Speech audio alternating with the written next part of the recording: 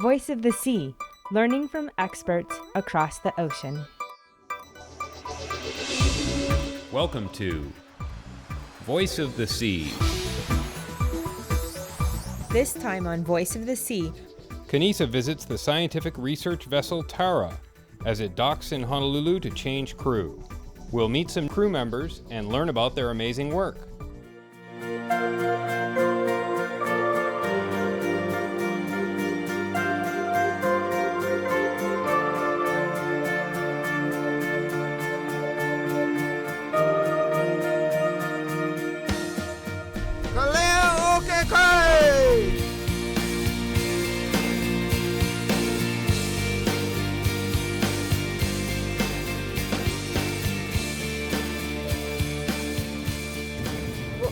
I know that all of the data that you get off the CTD goes onto a computer.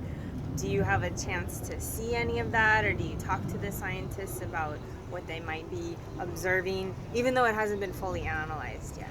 Yep, we do a certain level of processing on board because it's just so important to know that the data, you have to keep the standard of the data the highest possible quality. You've got to maintain that. So we do some processing on board to make sure everything's looking good. And to know that everything's working okay. A lot of the basic data that we're collecting it's not that it's already been collected, but it's not unexpected. A lot of the data, because this is collecting a lot of the data that provides the context for some of the neat stuff that's going on in the wet lab over there. All these electronics into a kilometer of seawater. Yes, that's right. And as the engineer, you must be pretty worried about how they're going to hold up. Yes, it's always a big relief when the CTD comes back on deck safely. I mean, for all the equipment, it's a little bit stressful when you put anything into the ocean on a skinny piece of wire, that's attached maybe by a shackle. So, yes, it is a little bit of a responsibility, shall we say, but the gear itself is well designed. This is, as I said before, this is quite a standard piece of equipment. So this is what it's built for, and everything's been thought out. So I guess the other thing that is unusual is on a lot of other research vessels, the wire that is connected to the CTD is actually a conducting cable, and on a bigger research vessel you'll be able to see the data as it's being collected. Our operation is a bit smaller, so we don't have that kind of cable. You can see the cable we've got here is just a standard cable like you'd find anywhere. But it means that the CTD has to be programmed. It's autonomous, so it's programmed.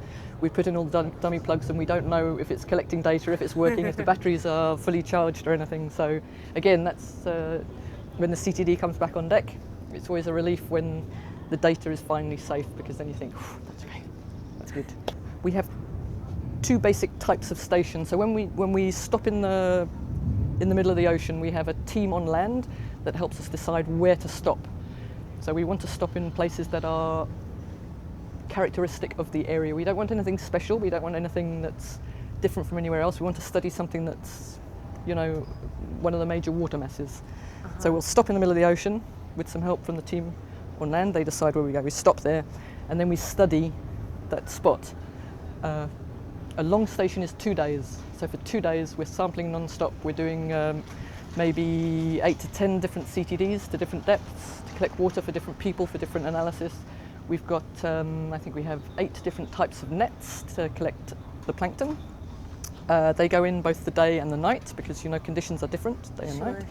We have a multi-net that under the thing that looks top secret over there under the cover is a multi-net. So it has 5 nets built into one, and each net can open and close at a discrete depth. Is that like a mock nest? Yes. Oh, yes.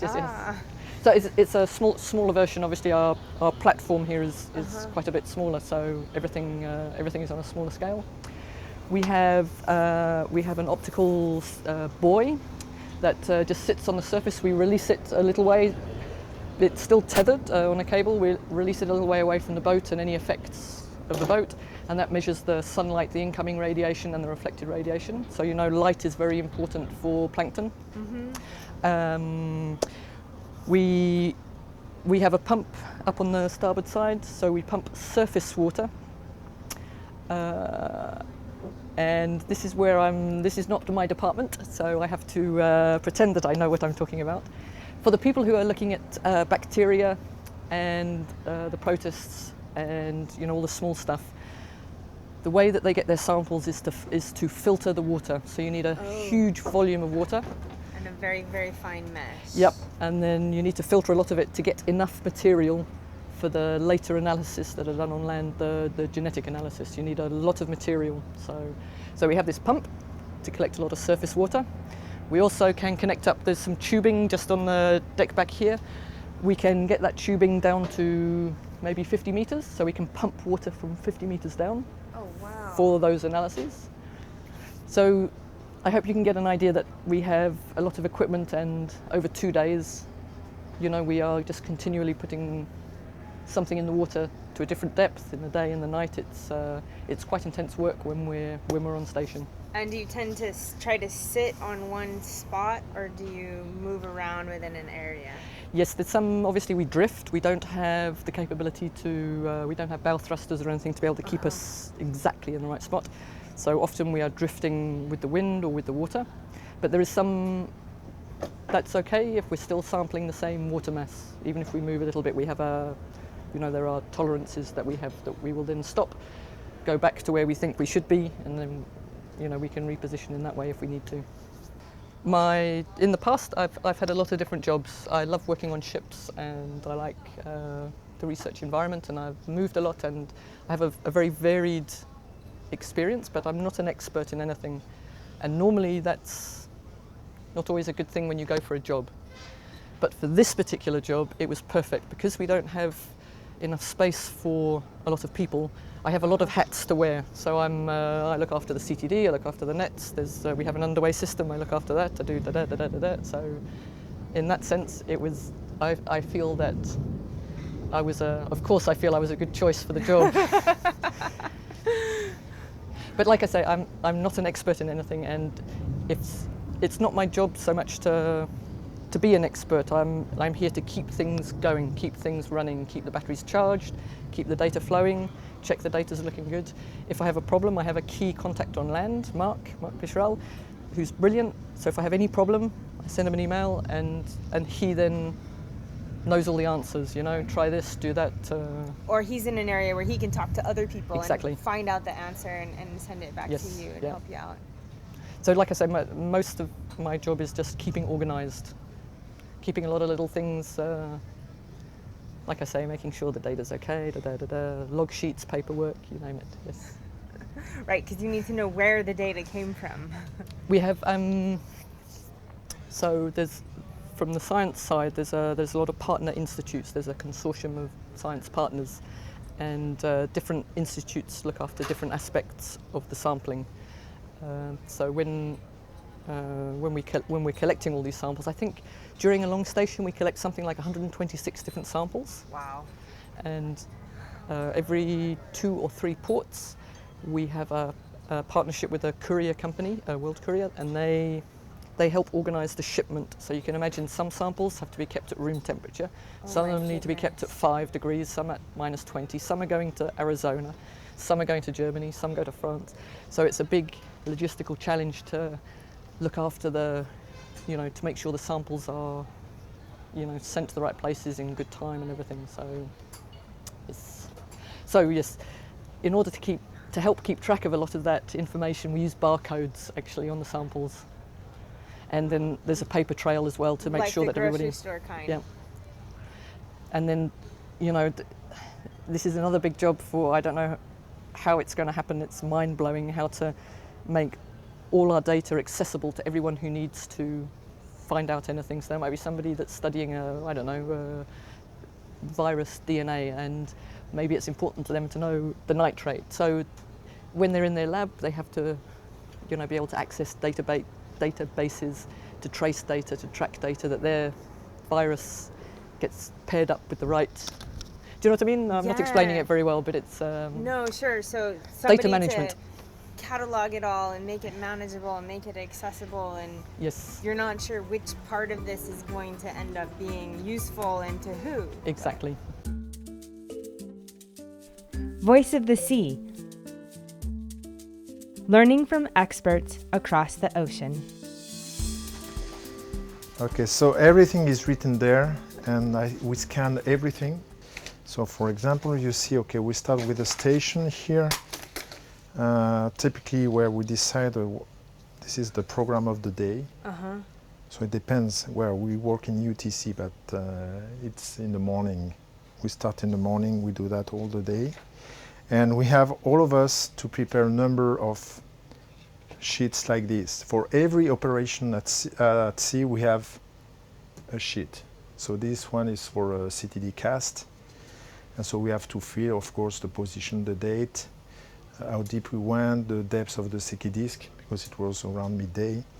And you see these little barcodes here indicate that I took sample at that level and at that level. And if you look at that number, you can find the sample in the freezer in the front peak. And just by looking at the number, you know exactly from where it comes. So there's an identical sticker Yes. with the same number and the same barcode on the sample Exactly. that you took here that's in the freezer. Yeah.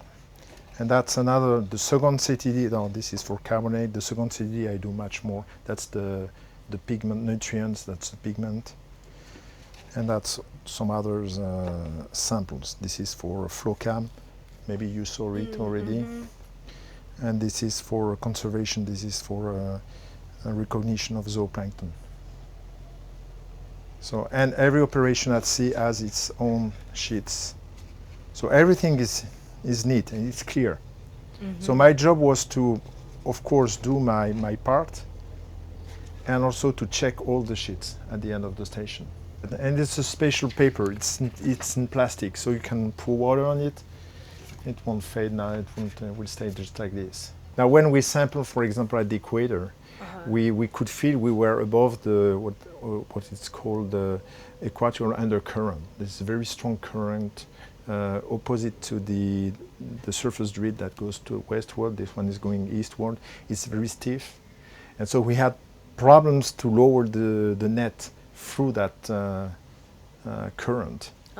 And but then looking at the CTD data, it seems that there are more large particles in this countercurrent than above it or below it.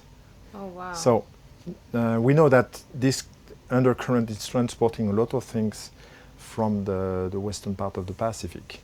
How deep did you find that, the countercurrent? Oh, it's quite shallow.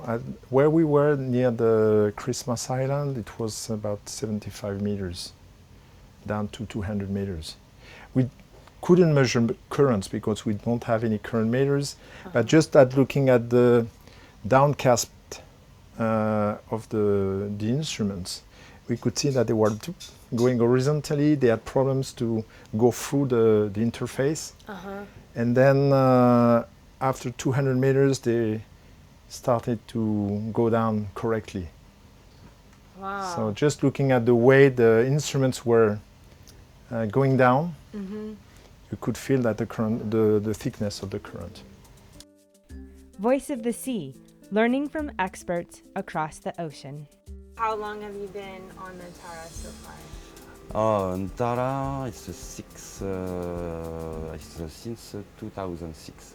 You know. Oh, wow. Yes, yeah, it's a long time. And what keeps you coming back? No, I make the first expedition with Tara. It's Arctic drift, and we stay during 18 months to drift on the ice.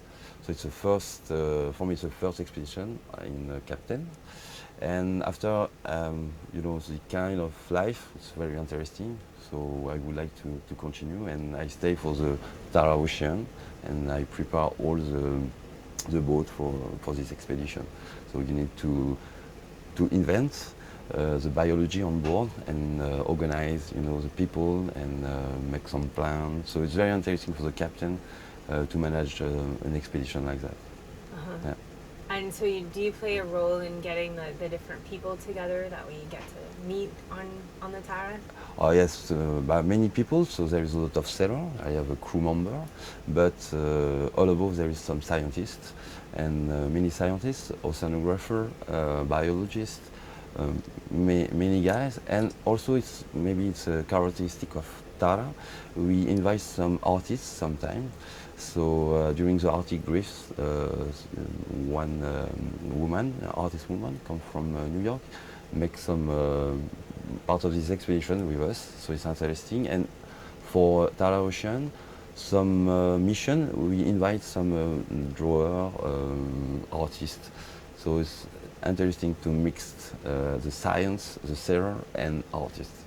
For me, it's a new science also to try to mix different people with different minds. And there are 14 people on the Tara at any time. 14 people any time, but it's depending also of the mission. But generally, yes, it's some people. So we need to manage a crew team and also the science team. So sometimes it's difficult, but it's a very good experience for everybody, even for me.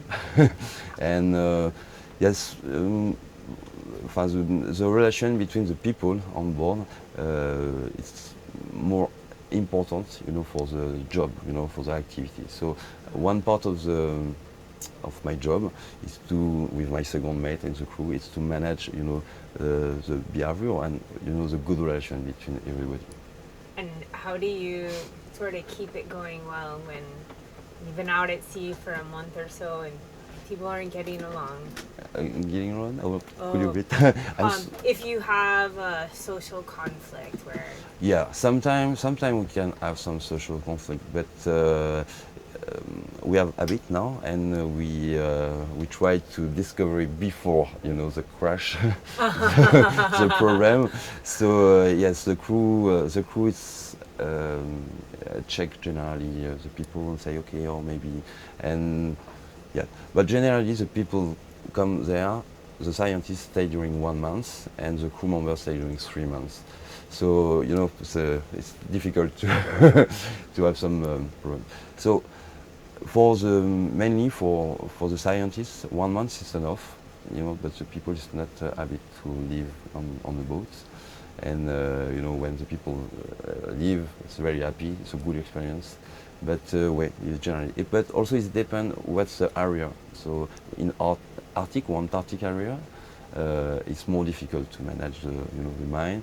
In the Polynesian, it's very nice, but not every time. Just to cross the equator line, it's very warm inside, and it's difficult to find some rest. So yeah, the boat is a polar boat, so it's very warm inside.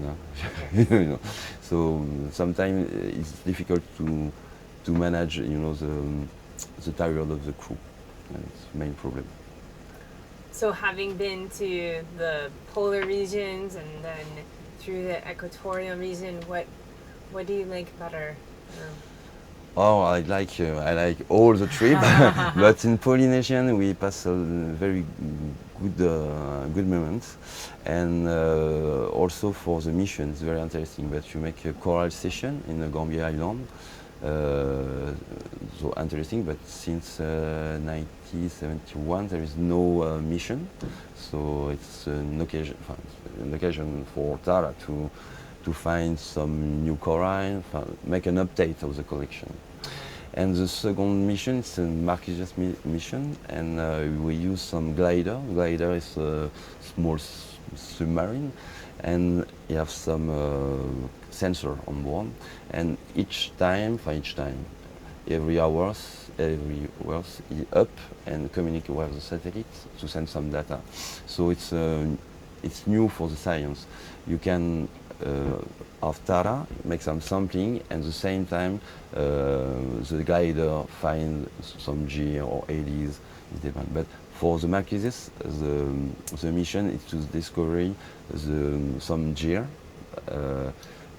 have some influence of the biology, but the Pacific Ocean on this part, it's like a desert, and the Marquises, it's like an oasis, and due to the land, there is a lot of still, and it's very interesting for the biodiversity. And for us, it's an opportunity to make some sampling in this area. And do you get in the water yourself at the stations or look at the corals? All the coral collection we send to Papeete, and now it goes to Italia. But the chief of the mission is Francesca Benzoni. It's a very famous coral taxonomist, and she organized this mission. So yeah, all the sampling on board. Every month it's unloading and sent to Germany, and after it's dispatch of different laboratories in the world.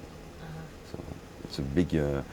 Tara is just one part, the boat is just one part, and behind there is a lot of science, there is a lot of logistic people just for the sampling, the people.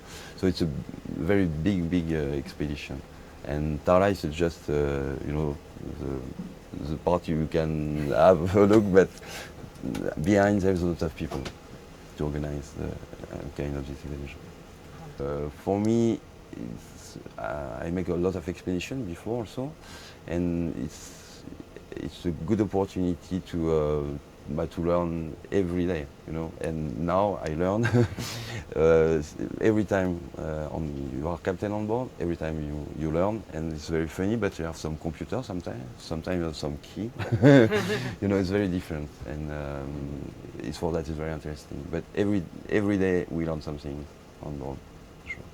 You have two captains on board, donc me and Loïc Valette.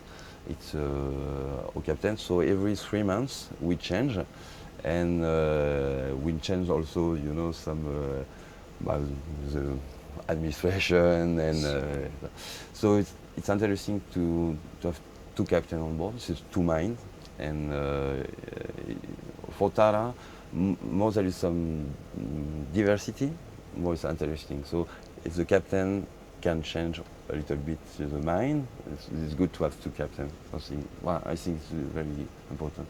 And also for the crew, the choice of the people is also really important, but we need some polyvalent officers, so the guys can make some job in engine, work in engine and on the deck.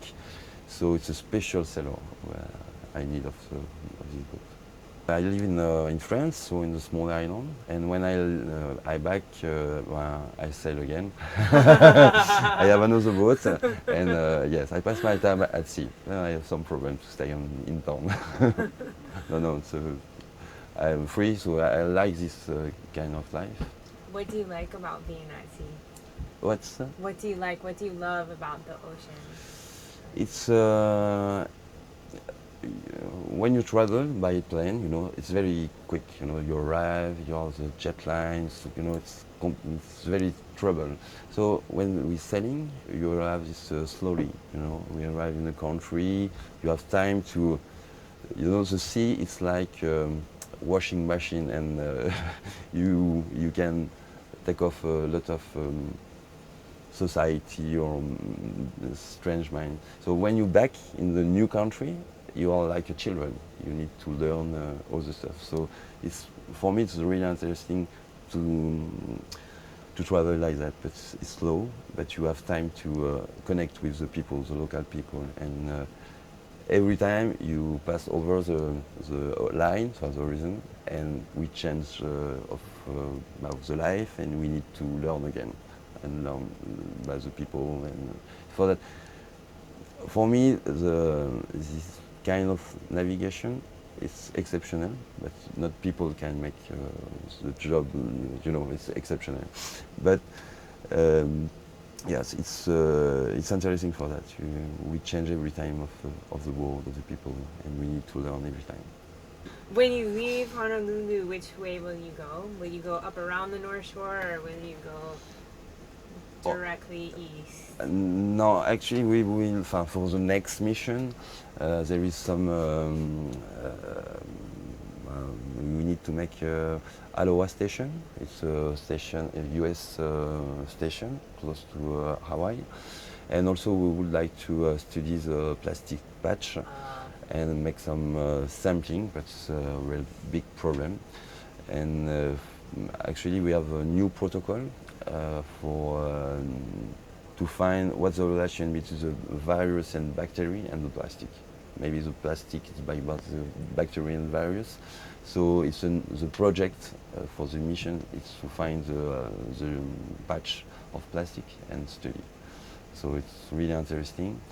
And all above, you make Antarctic, the last winter, some sampling, and we find some plastic in this area. I read about that. Yes. Yes. So it's so shame, but you know, for the fish, but also for the human, it's so bad. And when the fish eats the plastic, you know, there is some influence. So maybe in the future, it's a big problem, a really big problem, and we need to know now what's happened with this plastic. But it's a real pollution. Maybe it's worse than a lot of ocean, and maybe no people. The politic maybe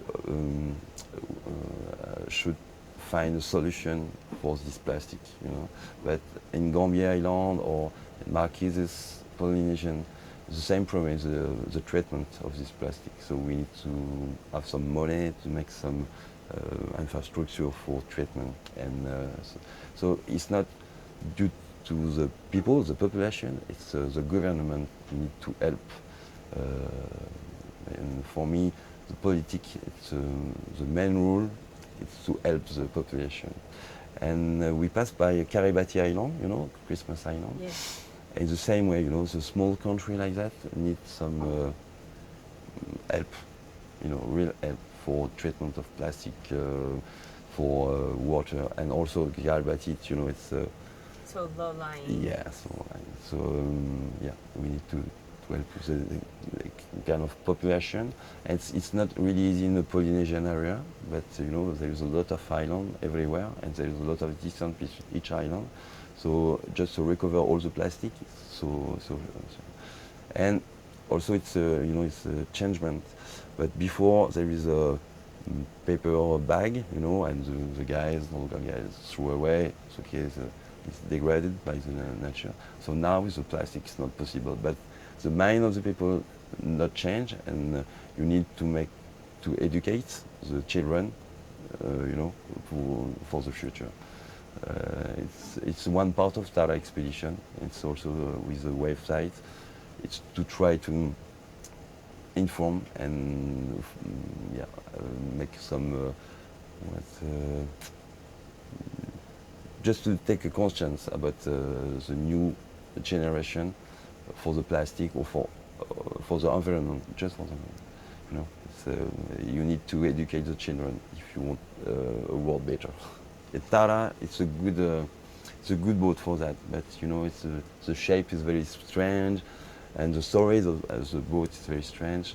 You know, the Peter Blake, it's a very famous this boat, and it's easy to communicate with a boat like that. You know, because the people come just to check and look. Oh, it's very nice. Oh, it's like an ovni. No, it's a boat. So it's a unique boat like that. How did the Tara go from being with Sir Blake to being in the research? The story is unfortunately for Blake, but he died on board in Amazonia. The boat is Seamaster before Tara, you know. And Peter worked with UNEP, you know, the UNESCO. Yes, UNESCO. United States for the environment. And after we follow this mine and we continue.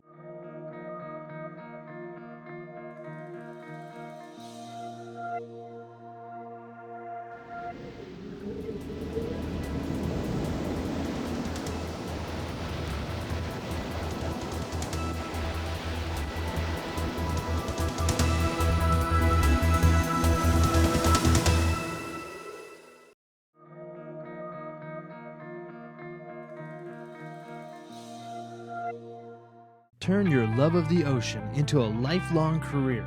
Join NOAA, the National Oceanic and Atmospheric Administration, as we unlock the secrets in the deep oceans, track rapidly moving storms, model climate trends, protect and preserve our marine resources, and so much more. It's all in a day's work at NOAA. Find a career that makes a world of difference, enriching life through science, service, and stewardship. NOAA. The Curriculum Research and Development Group in the College of Education at the University of Hawaii at Manoa. CRDG has been providing quality educational programs and services for over 40 years, serving students, teachers, parents, educators, and experts around the world and here in Hawaii. The Curriculum Research and Development Group, improving schools, improving education. CRDG. The University of Hawaii's Sea Grant College Program, focused on Hawaii's coasts and its communities through sustainable development, safe seafood supply, sustainable coastal tourism, hazard resilience, and healthy coastal ecosystems. Hawaii's Sea Grant.